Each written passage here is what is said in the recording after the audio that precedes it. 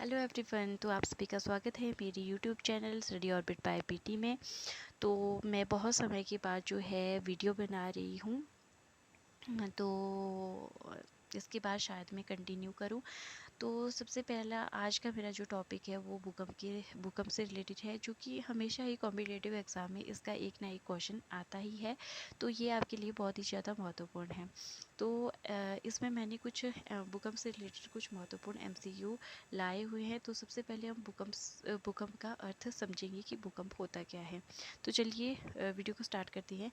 तो सबसे पहला है, भूकंप का अर्थ क्या होता है। भूमि का कंपन, जब जो है हमारी पृथ्वी के ऊपर जो है कंपन होता है, कंपन महसूस करते हैं सरफेस के ऊपर, तो उसे ही हम कहते हैं भूकंप। कि जो है वो भाई भूकंप आ गया, तो हम तो ऐसा बोलते हैं, अपनी लैंग्वेज में तो जाजरी बोलते हैं।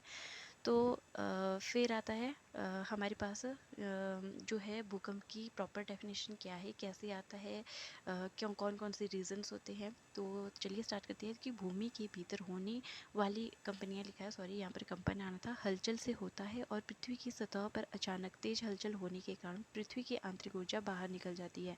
मतलब कि हमारी पृथ्वी के अंदर क्या है, मैग्मा भरा हुआ है, और जब मैग्मा जो है अत्यधिक गर्म जब जो हो जाता है, तो मतलब कि अत्यधिक हीट जो है हमारी पृथ्वी के अंदर हो जाती है, तो उसे बाहर निकलने के लिए जो है सोर्स चाहिए होता है। तो वो सोर्स कहाँ होता है, मतलब जो हमारी ज्वालामुखी होते हैं उसके माध्यम से जो है बाहर निकलता है, जिसके कारण जो है हम कुछ झटके महसूस करते हैं, तो उसे ही हम जो है कहते हैं कि भूकंप आया है।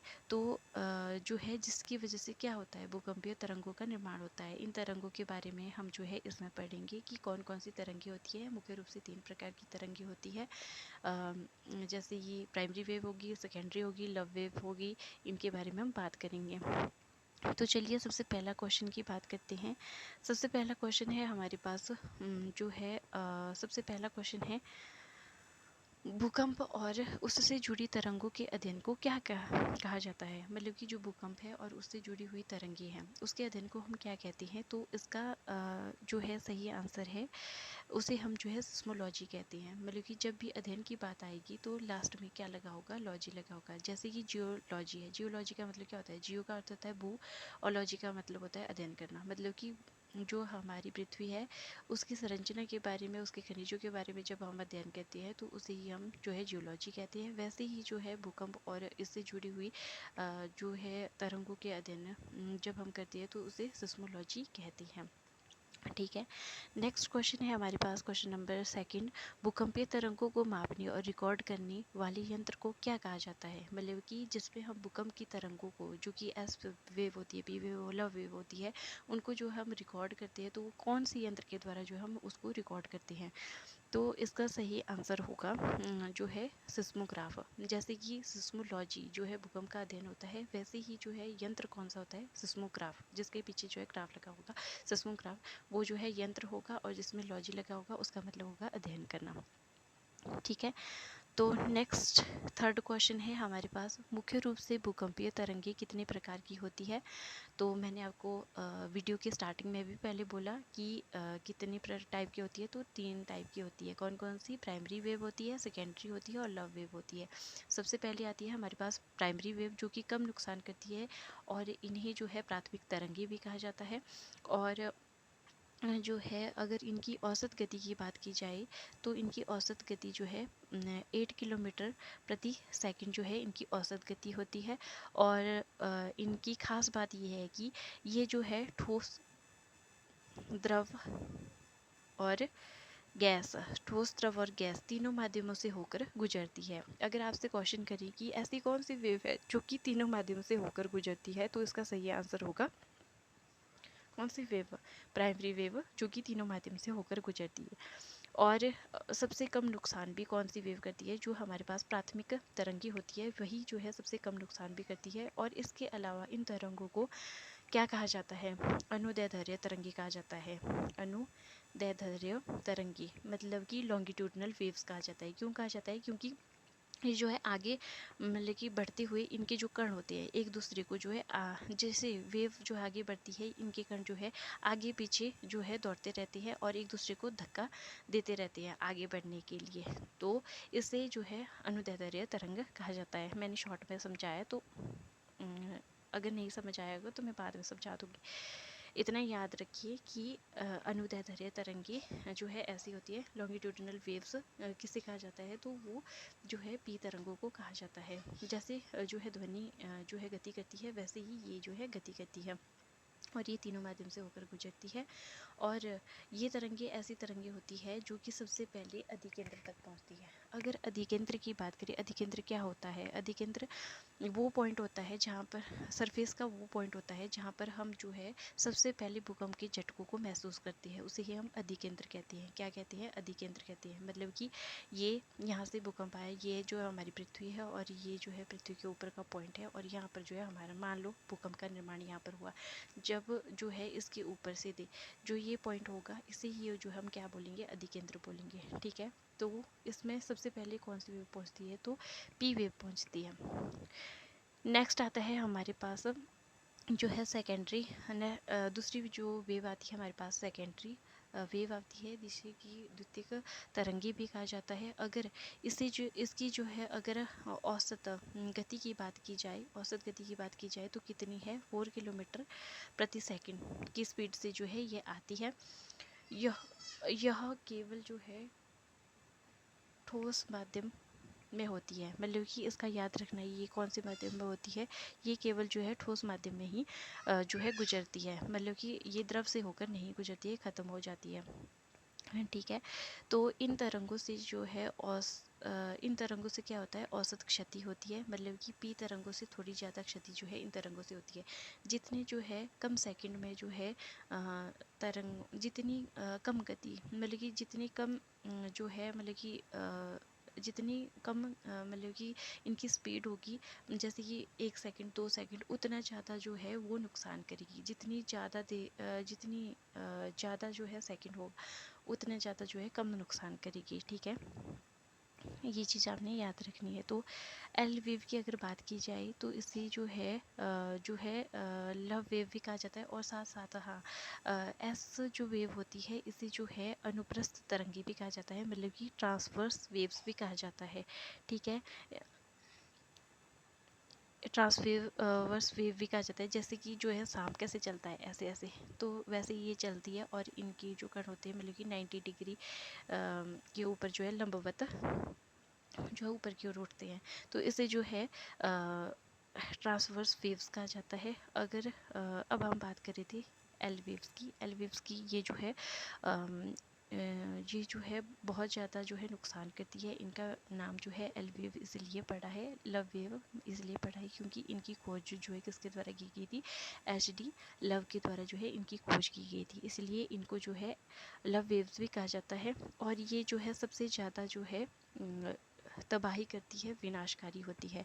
और साथ ही साथ इन्हें जो है दरातलीय तरंगे भी कहते हैं, दरातलीय तरंगे भी कहती हैं। और इस तरंग की औसत गति, मतलब मैंने कितना बोला था, अगर जितनी कम गति होगी उतना ज़्यादा वो क्या करेगी? नुकसान करेगी। 1.5 किलोमीटर प्रति सेकंड जो है इसकी गति होती है।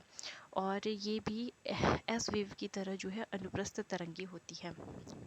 ओके, तो सबसे ज़्यादा नुकसान कौन सी वेव करती है? तो सबसे ज़्यादा नुकसान जो है एल वेव करती है और सबसे कम नुकसान करती है पी वेव और उससे थोड़ा ज़्यादा करती है सेकेंडरी वेव। कम, थोड़ा ज़्यादा और बहुत ज़्यादा, ऐसे ही रखना है सीक्वेंस याद। फिर आता है हमारे पास फोर्थ क्वेश्चन, भूकंप आने का सबसे प्रमुख मुख्य कारण क्या है? इसमें क्या पूछा है? मतलब कि कारण तो बहुत सारे हो सकते हैं, लेकिन एक मेन कारण है भूकंप आने का। वो क्या होता है?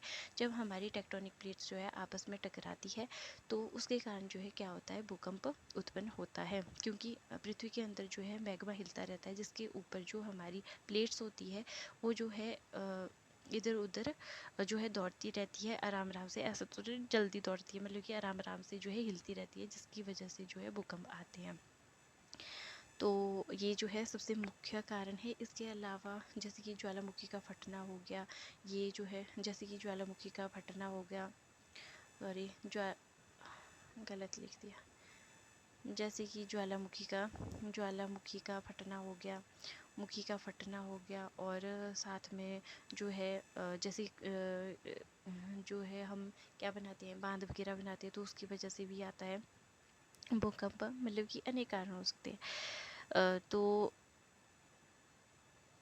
सबसे मेन कारण जो है टेक्टोनिक प्लेट की हलचल ही है। फिर आता है नेक्स्ट क्वेश्चन है हमारे पास क्वेश्चन नंबर 5। जब समुद्र के नीचे तीव्र भूकंप आता है तो उससे कौन सी विनाशकारी समुद्री लहरें उत्पन्न होती है?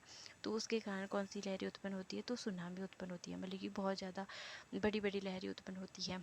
और चक्रवात की अगर बात की जाए तो ये जब जो है समुद्र के अंदर जो है हाई प्रेशर और लो प्रेशर एरिया जो है एक मतलब कि लो प्रेशर एरिया के आसपास हाई प्रेशर एरिया जो है बनता है। और हवाएं कैसे चलती है? High pressure to low pressure चलती है, जिसकी वजह से जो है चक्रवात बनता है, मतलब कि ऐसे ऐसे घूमता है फिर।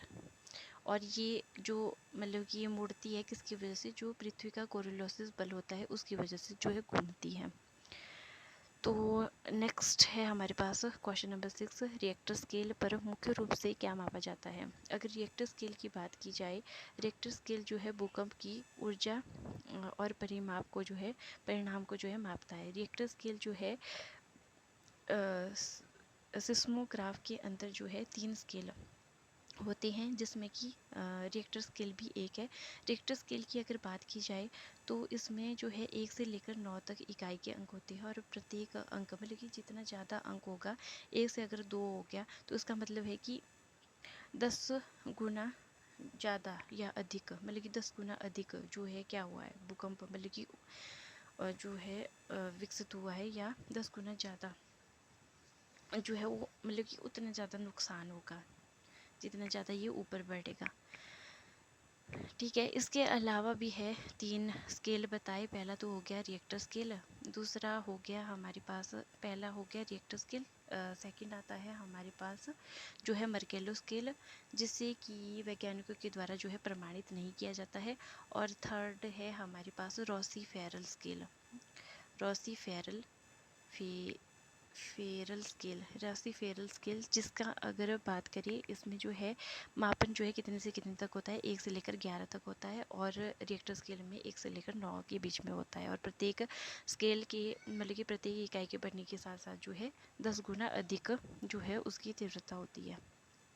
ओके, नेक्स्ट आता है हमारे पास पृथ्वी की सतह पर भूकंप का पहला झटका कहाँ जहाँ सबसे पहले महसूस होता है, उस बिंदु को क्या कहते हैं? मतलब कि जहाँ पर सबसे पहले हमें जो है महसूस होता है कि भूकंप आया है, तो वो कहाँ पर महसूस होता है? उस बिंदु का क्या नाम है? तो इसका सही आंसर है, उसे कहते हैं हम अधिकेंद्र, मतलब कि एपिसेंटर कहते हैं। अगर फोकस की बात की जाए तो आपको यहाँ पर ज़्यादा समझ आएगा कि ये क्या है। तो ये है हमारे पास फोकस, जहाँ से जो है भूकंप उत्पन्न होता है।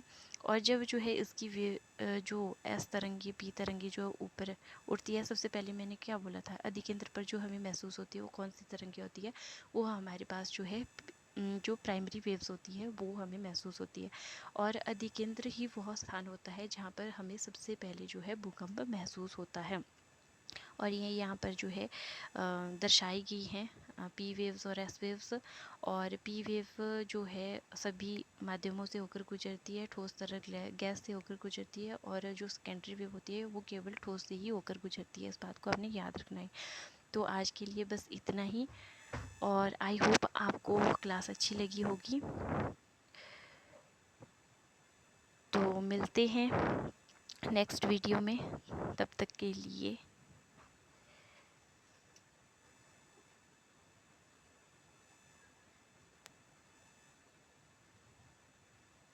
तो मिलते हैं नेक्स्ट वीडियो में। Okay, thank you so much.